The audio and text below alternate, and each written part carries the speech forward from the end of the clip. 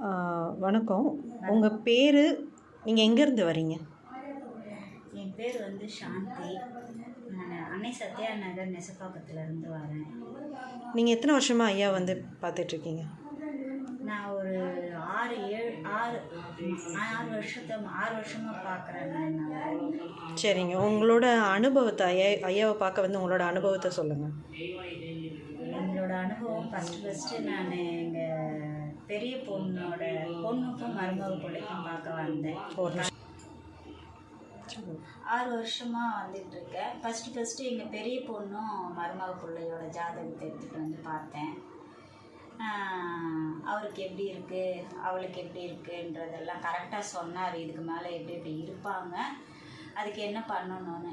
நாங்கள் ஃபஸ்ட்டு ஒருத்தர்கிட்ட பணத்தை ஏமாந்துட்டோம். எங்கள் பொண்ணு இதில் போட்டு அது கிடைக்குமான்றது கேட்க வந்தோம். 2வது மருமக பிள்ளைக்கு வேலையை பற்றி விசாரிக்க வந்தோம். அவர் எங்கே வேலை பார்த்தா சரியாக இருக்கும், அவர் வேலை பார்க்குற இடத்துக்கே நீங்கள் போனீங்கன்னா நல்லாயிருக்கும், இல்லைன்னா அலைஞ்சு சீக்கிரம் உடம்பு கொஞ்சம் டவுனாகும்னாரு.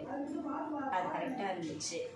2வது நாங்கள் கொடுத்த பணம் வராது, அவங்க கொடுக்கவே மாட்டாங்கன்னாரு. எங்கள் பொண்ணுக்கு கேது தசை இருக்குது, இந்த நேரத்தில் கொடுத்துருக்கீங்க, அது வராதுன்னாரு. நாங்கள் வருமா இல்லையான்னு கேட்க வந்ததில்லை.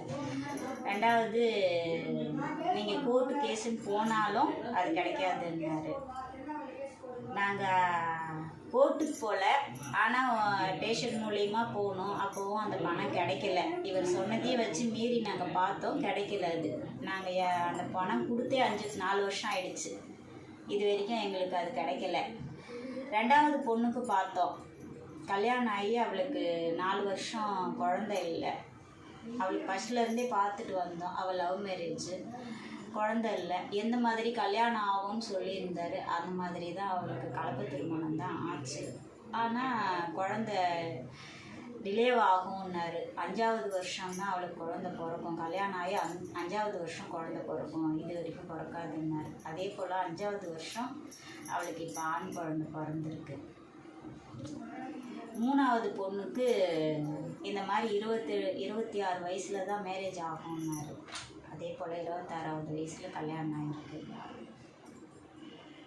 நாங்கள் பார்த்ததில் இது வரைக்கும் ஐயா சொன்னது எல்லாமே கரெக்டாக தான் நடந்துகிட்டு இருந்துச்சு. இது வரைக்கும் எதுவும் அவர் சொன்னதுக்கு இதுவாக நடந்தது கிடையாது.